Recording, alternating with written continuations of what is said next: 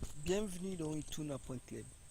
Dans cette vidéo, nous allons parler de langage de base du web, c'est-à-dire les langages incontournables pour tout webmaster. Vous devez apprendre ces langages de programmation. Il est vraiment obligatoire pour être un webmaster d'apprendre le langage que nous allons évoquer dans ces tutoriels. Alors, ils sont devenus comme étant des normes. Il s'agit du langage HTML, mais également du langage CSS. Ces deux langages sont devenus incontournables pour tout webmaster. Tout projet passe par ces deux langages. Nous commençons par le langage HTML. Alors, lorsqu'on parle du langage HTML, d'abord commençons par comprendre de quoi il s'agit.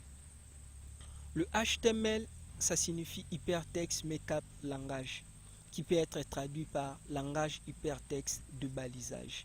Le langage HTML est un langage de description. Il permet de décrire un document et il permet également d'établir des relations entre les différents documents grâce au lien hypertexte. Voilà un peu le rôle du langage HTML. Donc son rôle, c'est de décrire un document. Pour décrire un document, le langage HTML se sert de balises, ce qu'on appelle en anglais aussi le tag. C'est grâce au tag que le langage HTML va décrire un document. Il est facilement reconnaissable. Pourquoi? Parce qu'il est délimité par deux signes inférieurs ou supérieurs, c'est ce qu'on appelle des chevrons, entre lesquels figure le nom de la balise. Alors voici un exemple d'un document qui a été décrit en langage HTML. Nous voyons là le titre, nous voyons le paragraphe, nous voyons des conteneurs. Donc on voit très bien que ce document a été décrit dans un langage HTML, dans le langage de balisage. Toute cette partie, c'est ce qu'on appelle les codes sources de la page. Voici son rendu visuel. C'est de cette façon que le navigateur va la présenter. On comprend très bien qu'une page web n'est rien d'autre qu'un document texte à laquelle on associe des tags ou soit des balises HTML. Voilà, de manière simple, une page web n'est rien d'autre qu'un document texte à laquelle on associe de tags ou soit de balises HTML. L'importance de la description. Pourquoi nous devons utiliser le langage HTML? Alors nous avons très bien dit, c'est pour décrire un document. Mais qu'est-ce que cela apporte concrètement? La description avec le langage HTML permet de donner le sens à un document. Notre document a maintenant un sens.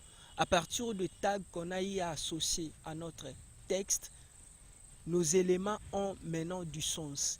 Mais également, le navigateur se base sur ces tags afin de comprendre les documents. Mais aussi, les robots de votre moteur de recherche ou d'autres analyseurs ont besoin de scripter ces balises afin de comprendre votre document, ce qui peut être utilisé pour le cas par exemple du référencement. Donc l'importance de décrire un document, c'est lui donner le sens, c'est le fond d'un document qu'on est en train de gérer, parce que la description va permettre de préciser cette partie et le titre, celui-ci et les sous-titres. Là c'est le paragraphe, de l'autre côté c'est un tableau, là c'est une image, là c'est le bas, etc. C'est comme ça qu'on décrit un document et cela est fait grâce aux balises ou soit aux tags HTML. Qu'en est-il maintenant du langage CSS?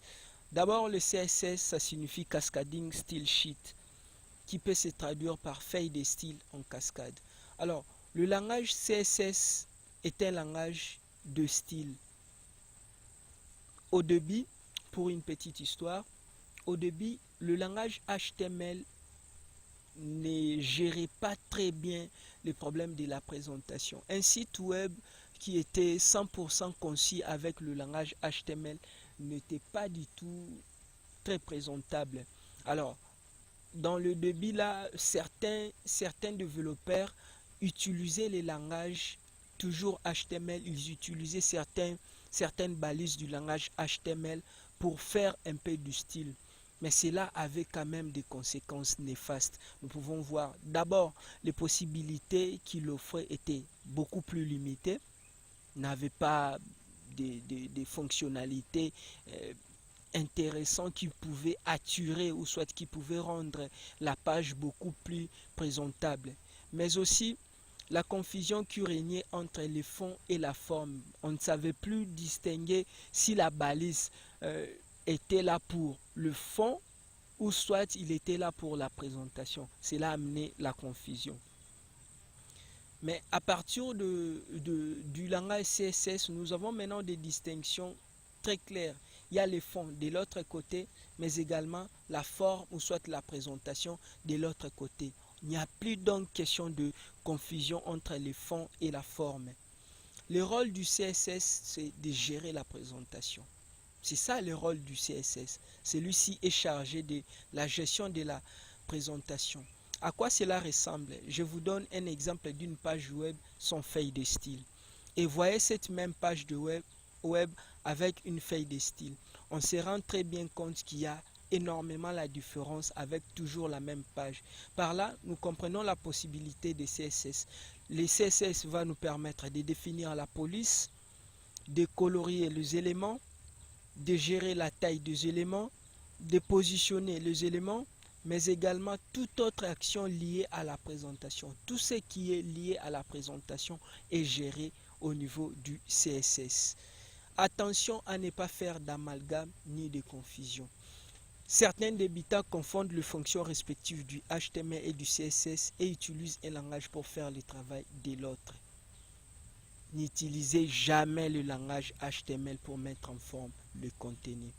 Le HTML gère le fond, c'est-à-dire le sens, et le CSS gère la forme, c'est-à-dire la présentation. Pour plus d'informations, pour avoir plus de tutoriels, plus de vidéos, plus de connaissances, rendez-vous sur www.ituna.club. Mais également, retrouvez-nous dans les différents réseaux sociaux, toujours dans ituna.club. Nous vous remercions pour votre attention.